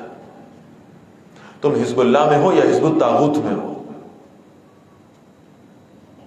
فرمایا ایسے اللہ طیب کو خبیث سے جدا کر دیں گے. وما کان اللہ لیطلعکم علی الغیب، اور ایسا نہیں ہے کہ اللہ تمہیں غیب کی خبر دے.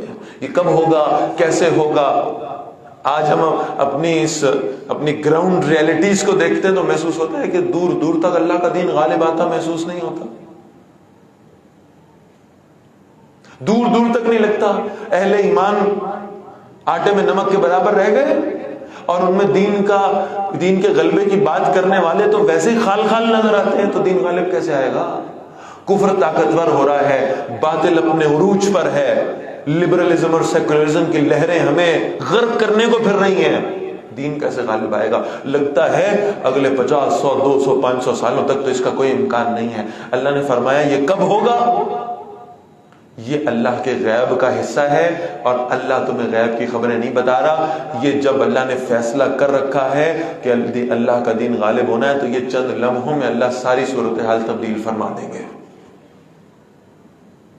کیا کوئی کہہ سکتا تھا 13 سال محنت کر کے 100 لوگ صرف مسلمان کر کے رات کے اندھیرے میں مکہ سے 2 ساتھیوں کے ساتھ نکلنے والا، اس حالت میں کہ وہ مکہ کی طرف مڑ مڑ کر دیکھتا اور کہتا ہے میں جانا نہیں چاہتا تھا، تیرے رہنے والوں نے مجھے یہاں بسنے نہیں دیا، اس حالت میں رات کے اندھیرے میں مکہ سے نکلنے والا صرف 10 سال بلکہ 8 سال کے بعد 10,000 کا لشکر لے کر فاتح بن کر مکہ میں واپس لوٹے گا؟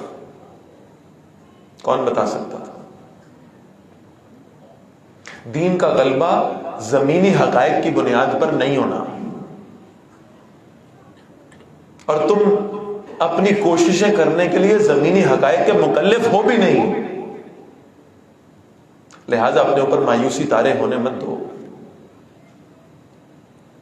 اپنی کوششیں، اپنا جذبہ، اپنی طاقتیں، اپنی قدرتیں لگاؤ اللہ کے دین کو غالب کرنے کے لیے. جب فیصلہ آ جائے گا تو اللہ اس دین کو غالب فرما دے گا.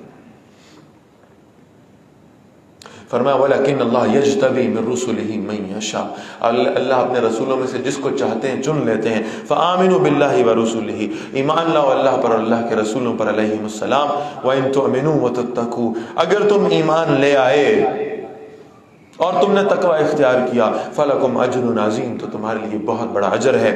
وَلَا يَحْسَبَنَّ الَّذِينَ يَبْخَلُونَ بِمَا آتَاهُمُ اللَّهُ مِن فَضْلِهِ، ہرگز وہ گمان نہ کریں وہ لوگ جو بخل کرتے ہیں، کنجوسی کرتے ہیں، وہ اللہ کے راستے میں اس میں سے خرچ نہیں کرتے جو اللہ نے انہیں اپنے فضل میں سے عطا کر رکھا ہے. وہ یہ گمان نہ کریں ہوا خیر لہم، یہ ان کے لیے بہتر ہے. جوڑ جوڑ کے رکھیں گے، جمع کر کر کے رکھیں گے، بچا بچا کے رکھیں گے، اللہ کے راستے میں خرچ کرنے سے ہاتھ روکیں گے اور سمجھیں گے ہم نے بڑی عقل مندی کا فیصلہ کیا ہے. ایسا نہیں ہے، گمان بھی مت کرنا. بل ہوا شر لہم، یہ اللہ کے راستہ میں خرچ کرنے سے ہاتھ کو روکنا یہ تمہارے لیے شر ہے، شر ہے. سَيُطَوَّقُونَ مَا بَخِلُوا بِهِ يَوْمَ الْقِيَامَةِ، یہ جو تم نے مال اکٹھا کر رکھا ہے نا، اس کے توق بنا کر ہم قیامت کے دن تمہارے گلوں میں جکڑ دیں گے،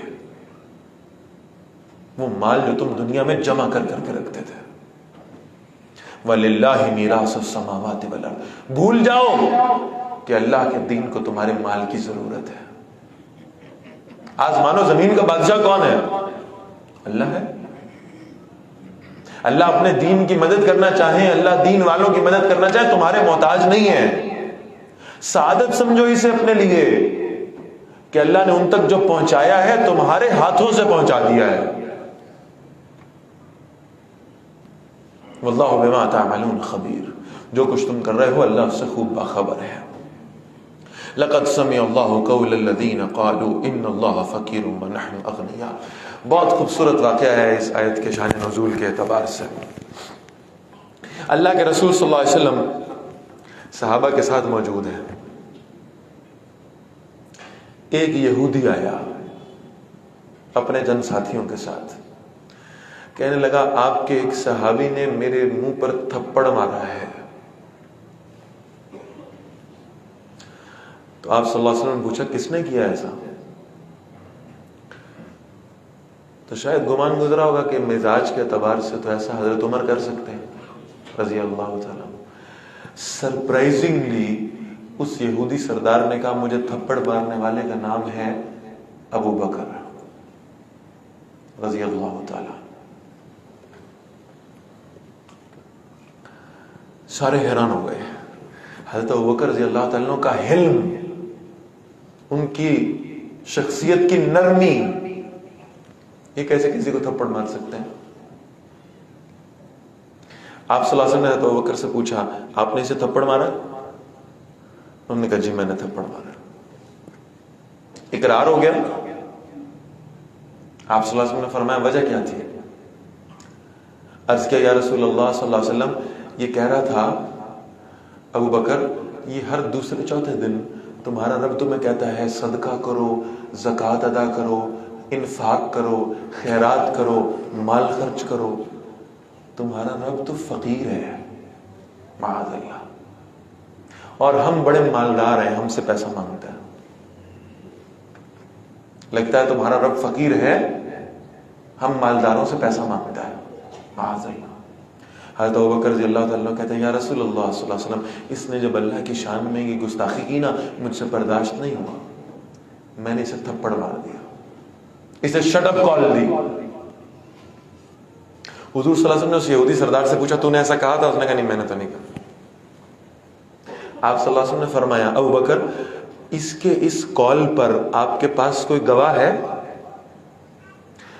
عرض کیا یا رسول اللہ صلی اللہ علیہ وسلم نہیں میرے پاس کوئی گواہ نہیں ہے، اس لیے کہ وہاں پر صرف میں اور یہ موجود تھے اور کوئی تھا ہی نہیں۔ آپ صلی اللہ علیہ وسلم نے فرمایا اچھا اس کے جرم پر کوئی گواہ نہیں ہے اور آپ اپنے جرم کا اقرار کر چکے ہیں، لہٰذا اب عدل کا تقاضا یہ ہے کہ قصاص ہوگا اور اب یہ یہودی سردار آپ کے چہرے پہ تھپڑ مارے گا۔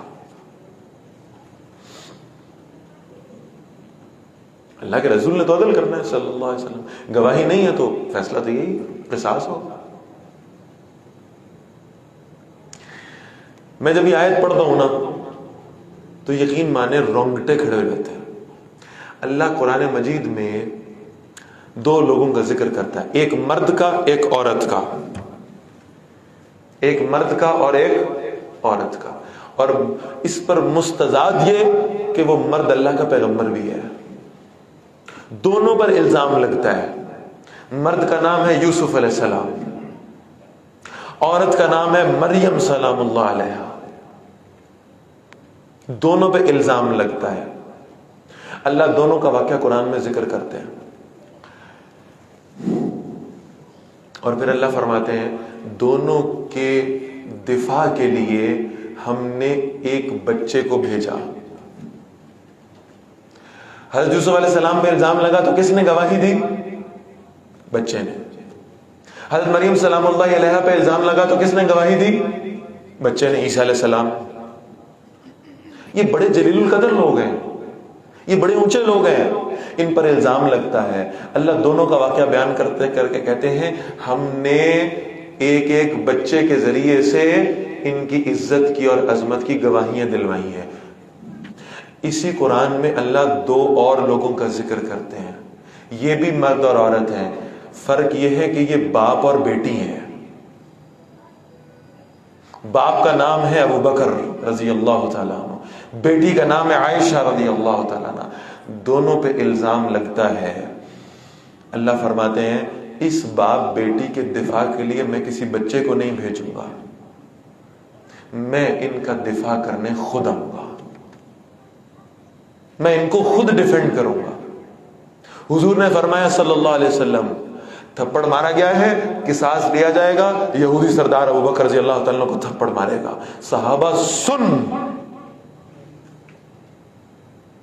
ہم میں سب سے عزت والا شخص ہے یہ، اور اب اسے ایک یہودی سردار تھپڑ مارے گا۔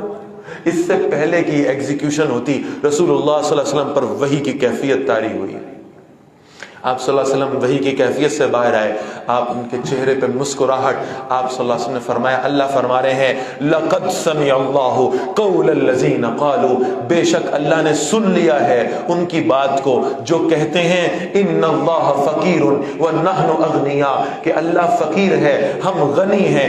اگر ابو بکر کی گواہی دینے کے لیے فرش پر کوئی شخص موجود نہیں ہے، اللہ عرش سے اس شخص کی گواہی دے گا۔ اللہ فرما رہا کوئی گواہی نہیں دے رہا، میں گواہی دے رہا ہوں، میری غیرت کی وجہ سے اس نے اس شخص کو تھپڑ مارا تھا، میری غیرت کی وجہ سے، اب میں گواہی دیتا ہوں۔ اس یہودی نے یہ بات کہی ہے۔ کیا عظمت ہے ان لوگوں کی اور کیا درجہ ہے ان حضرات کا۔ اللہ کے رسول صلی اللہ علیہ وسلم فرمایا اللہ نے گواہی دے دی ہے، اس یہودی کا جرم تھا، حضرت ابوبکر رضی اللہ عنہ کا رسپانس بالکل درست تھا، لہذا کوئی قصاص نہیں ہوا۔ فرمایا سنکتب ما قالوا، ہم لکھ لیں گے اسے جو انہوں نے کہا، وقتلهم الانبیاء بغیر حق، اور انبیاء علیہ السلام کو یہ ناحق قتل بھی کرتے تھے۔ انہیں اپنے چہروں پر ایک تھپڑ پڑنے کا اتنا افسوس اور اتنی غیرت ہے، ان سے پوچھو ان کے آباء و اجداد اللہ کے نبیوں کے ساتھ کیا کرتے رہے ہیں۔ وَنَقُولُ ذُوقُوا عَذَابَ الْحَرِيقِ، اور ہم انہیں کہیں گے چکھو جلا دینے والے عذاب کا مزہ، ذَلِكَ بِمَا قَدَّمَتْ أَيْدِيكُمْ، یہ اس لیے ہے جو کچھ تمہارے ہاتھوں نے آگے بھیجا ہے، وَأَنَّ اللَّهَ لَيْسَ بِظَلَّامٍ لِلْعَبِيدِ، اور بے شک اللہ اپنے بندوں پر کچھ بھی ظلم کرنے والا نہیں ہے۔ الَّذِينَ قَالُوا، یہ وہ لوگ ہیں جنہوں نے کہا إِنَّ اللَّهَ عَهِدَ إِلَيْنَا، بے شک اللہ نے ہم سے وعدہ لے رکھا ہے، أَلَّا نُؤْمِنَ لِرَسُولٍ، کہ ہم کسی رسول کی بات نہیں مانیں گے، حَتَّى يَأْتِيَنَا بِقُرْبَانٍ تَأْكُلُهُ النَّارُ، یہاں تک کہ ہمارے پاس ایک ایسی قربانی آ جائے جسے آگ کھا جائے۔ پچھلی امتوں میں یہ ترتیب ہوتی تھی کہ اللہ کے حضور کو قربانی پیش کرنی ہوتی تھی تو جانور قربان کرتے تھے، اسے ایک کھلے میدان میں رکھ دیتے تھے، اگر آسمان سے بجلی کی کڑک آتی تھی اور اس جانور کو اس قربانی کو جلا دیتی تھی تو سمجھتے تھے کہ اللہ نے اس قربانی کو قبول فرما لیا۔ کہا ہم آپ کو پیغمبر تب مانیں گے جب آپ ہمیں ایسی قربانی کا مظاہرہ دکھائیں۔ کل اے نبی صلی اللہ علیہ وسلم ان سے کہیے قد جاءکم رسل من قبلی، تمہارے پاس میرے سے پہلے رسول بھی آ چکے ہیں، بالبینات واضح نشانیوں کے ساتھ، وبالذی قلتم، اور اس نشانی کے ساتھ بھی جو تم نے بیان کی ہے، یعنی اس کا مطلب یہ ہے کہ وہ جو تم بیان کر رہے ہو کہ قربانی ایسی ہوگی تو وہ بھی تمہارے سامنے نشانی پیش ہو چکی ہے۔ فلما قتلتموہم، تم نے کیوں انہیں قتل کیا تھا، پھر ان پر کیوں ایمان نہیں لائے تھے، ان کنتم صادقین، اگر تم سچے ہو، فإن کذبوک، اور اے نبی صلی اللہ علیہ وسلم اگر یہ آپ کو جھٹلائیں، فقد کذب رسل من قبلک، تو یقیناً آپ سے پہلے رسول بھی جھٹلائے گئے ہیں، جاؤ بالبینات، وہ رسول واضح دلیلیں لے کر آئے تھے، والزبر، اور صحیفے لے کر آئے تھے، والکتاب المنیر، اور روشن کتاب بھی لے کر آئے تھے۔ آیت نمبر 184 تک ہم نے پڑھ لیا الحمدللہ، اور انشاءاللہ آیت نمبر 185 سے انشاءاللہ بریک کے بعد ہم آغاز کریں گے۔ ایک اعلان مجھے دیا گیا ہے، یہ آپ کے سامنے اس وقت اس کا فلیکس بھی لگا ہوا ہے، ایک تذکیر بالقرآن کا کورس ہے،